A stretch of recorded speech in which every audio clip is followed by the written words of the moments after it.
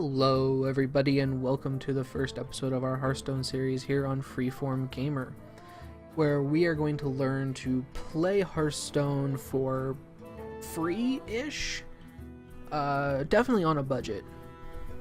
We're going to go over how to do quests like efficiently to get the most gold out of them. We're going to try and figure out a good way to do arenas so that we always get a pack for less than 100 gold. And we're going to look at popular decks that are in the meta right now and how we can play them for cheaper than what they currently cost. A lot of the good decks have a lot of cards that are very expensive, and you need them for the deck to work the way they are, the way it's meant to be played.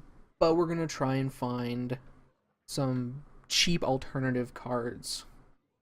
So you may not have the best decks, but you'll have decks that you can play and have marginal success with to see how the game runs. So when you do get the good cards, you can just slap them into your decks, go and have fun. So the way the series is going to work is that probably on Monday, but once a week, we're going to have a deck that we look at. This week is the Control Warrior, which is really expensive. And then we're gonna have 2 to 3 days of games, probably about 10 games total, and we're going to go through like some of the revision process of the deck.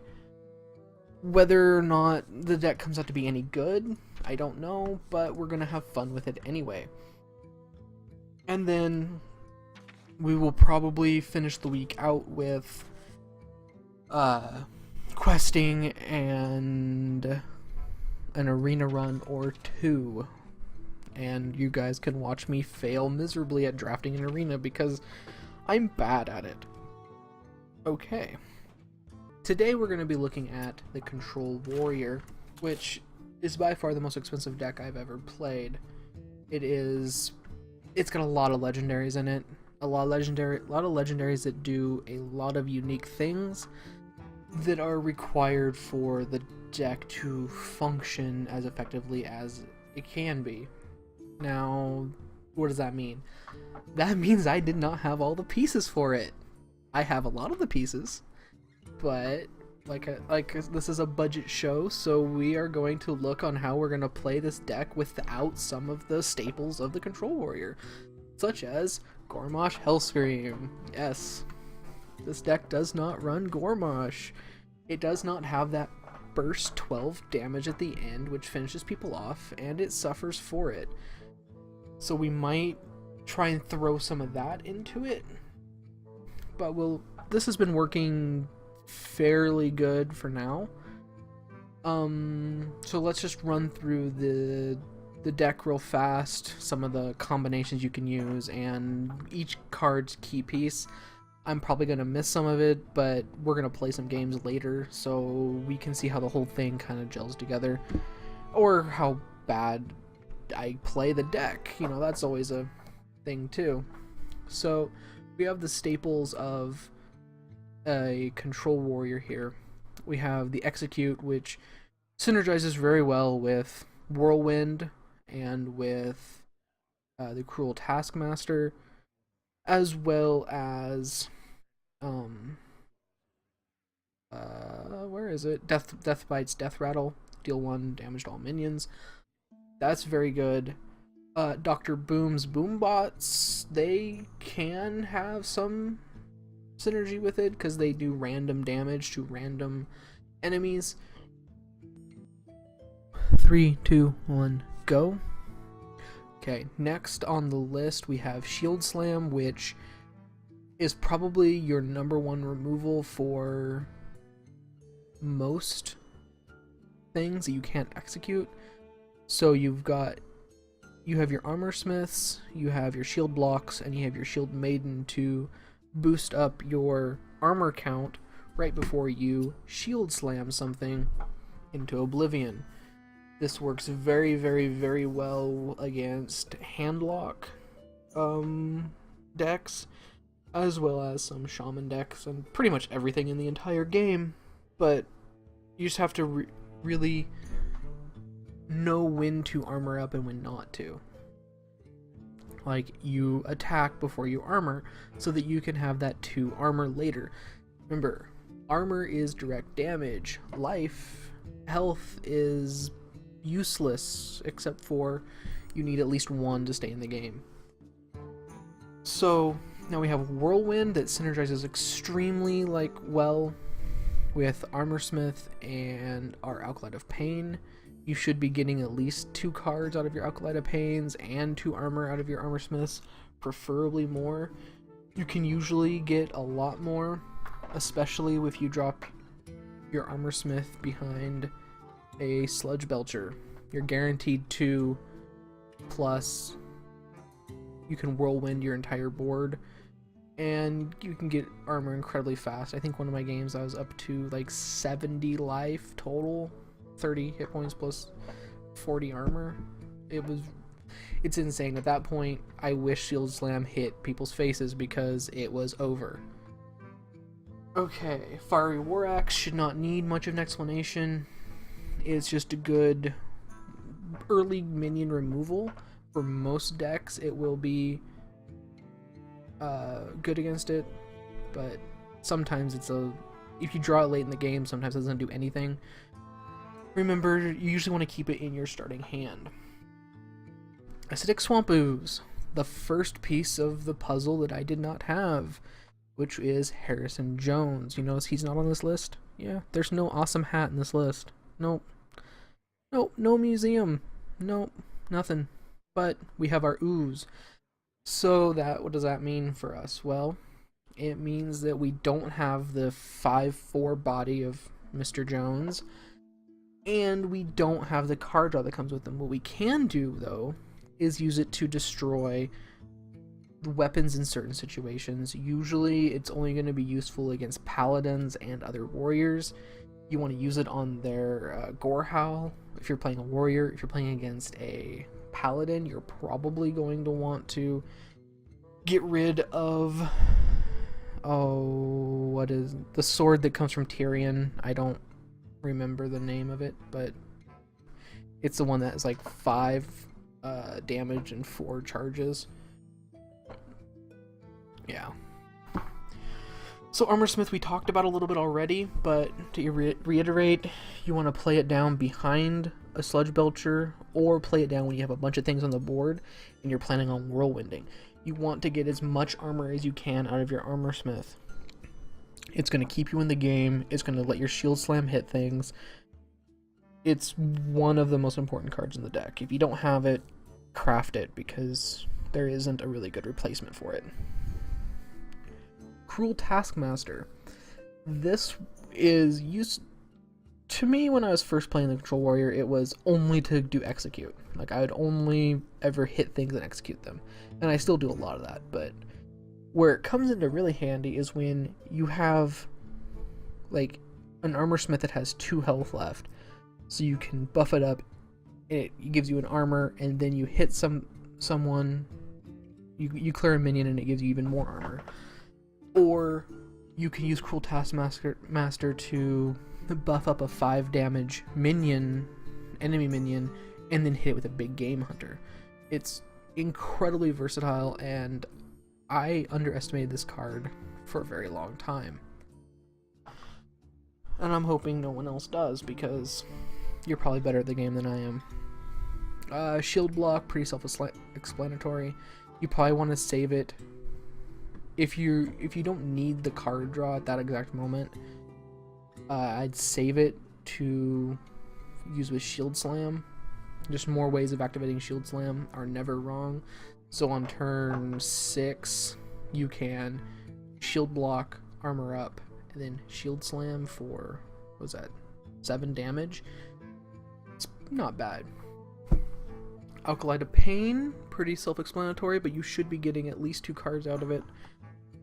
At least trying really hard to, so you want to throw him down when you're about to whirlwind is a good time.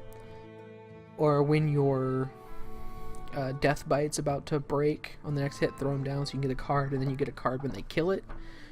And so you get a 2-for-1 there, and it is very efficient, which is the name of the game when you're playing Control Warrior. You need your cards to do more than their cards, which is incredibly important, especially in this deck, especially because we don't have the burst damage of Hellscream. I mean, yeah. Cut. Okay, 3, 2, 1, go. Let's see, next on the list we have Big Game Hunter, which we already talked about a little bit. It's useful for clearing out giants and clearing out pretty much anything. It's 5 or more with the combination of the Cruel Taskmaster. That's pretty self-explanatory. It gives it...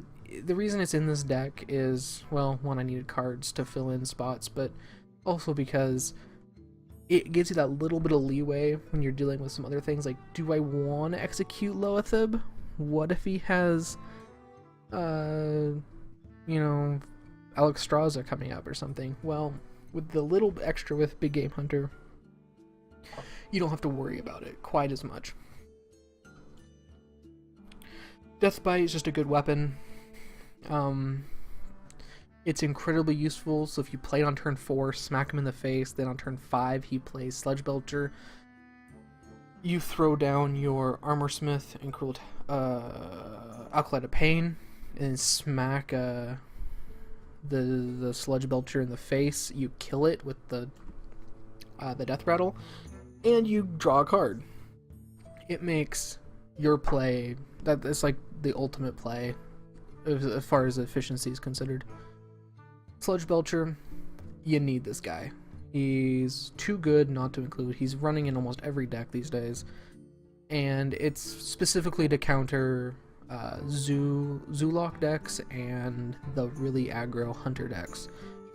And sometimes it's just a good stall tactic when you're trying to wait for your higher things, because you notice this deck is a tad top heavy. It's got a really weird inverse bell curve going on. Shield Maiden, just more armor. You get a 5/5 on the board. I'm still a little iffy on the Shield Maiden because, yeah, 5/5's nice and the 5 armor is nice, but it's coming at turn 6, and I haven't really looked into it, but there seems to be there'd be better turn 6 minions, but I'm gonna have to play with that a little bit. I've noticed that you die incredibly fast against Zoolocks and the such, is so much that it's like a 50% win rate for me. So we might consider a little more defense as opposed to more armor, but that's a discussion for another video. Sylvanas is pretty much... I don't think I've played many decks that don't include Sylvanas, just because it requires your opponent to think a lot about the best way to get rid of her. But also, in this deck, it's especially useful because you can, on turn 10, you can play her, shield block, shield slam, and you can steal their big minion that they just played. I usually don't have the patience to wait, which is really bad when playing a deck that requires you to be incredibly patient, but, you know, if you think ahead, you can get some really good value out of Sylvanas without having the randomness of grabbing that 1/2 instead of the 8/8 Ragnaros. Okay, Gorehowl is pretty much the epitome of a control warrior. You get a lot of removal for relatively cheap. Oh, well, yeah, relatively cheap. I don't think it needs an explanation. You just smack stuff. Go on, you're a warrior. Smack it. Okay, moving on. Baron Geddon, this guy is a love-hate relationship, because you can play him with Acolyte of Pain and Armorsmith, which gives you a pretty good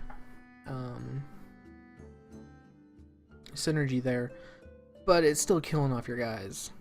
So if you put him behind anything else, it's not so good. But if you can play Whirlwind and Baron, that's a 3 sweep on their entire board, which is better than any other.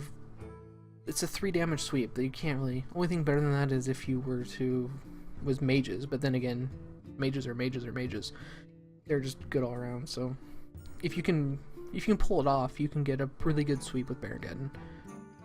Okay, Dr. Boom is the only card in here that I crafted because he's that good. It was the first Goblins versus Gnomes card I crafted because 7/7 cannot be ignored. So it takes the pressure off of some of your other big threats. There are some decks that only run Ragnaros, and so you get it big game huntered the second you play it.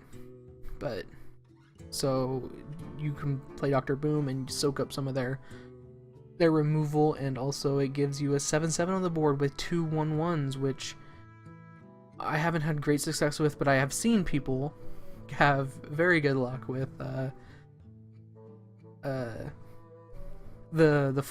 getting 4 damage on the bots and even winning games. If you need to clear out a board, you can play Dr. Boom and then Whirlwind and kill your 1/1s, and it'll throw bombs at them, which may or may not hit what you want them to. Yeah, so it's an all-around good card and should be in every deck. Well, not every deck, but it should be in a lot of decks. It's probably the one that I would craft out of all of these. Out of all the legendaries, well, I'd probably grab Rag first, but Dr. Boom is a close second. Okay, Foe Reaper 4000 is my replacement for Gormash, which is not a good replacement. I put him in because he looks cool. He looks like a scary straw man panda thing. I don't know.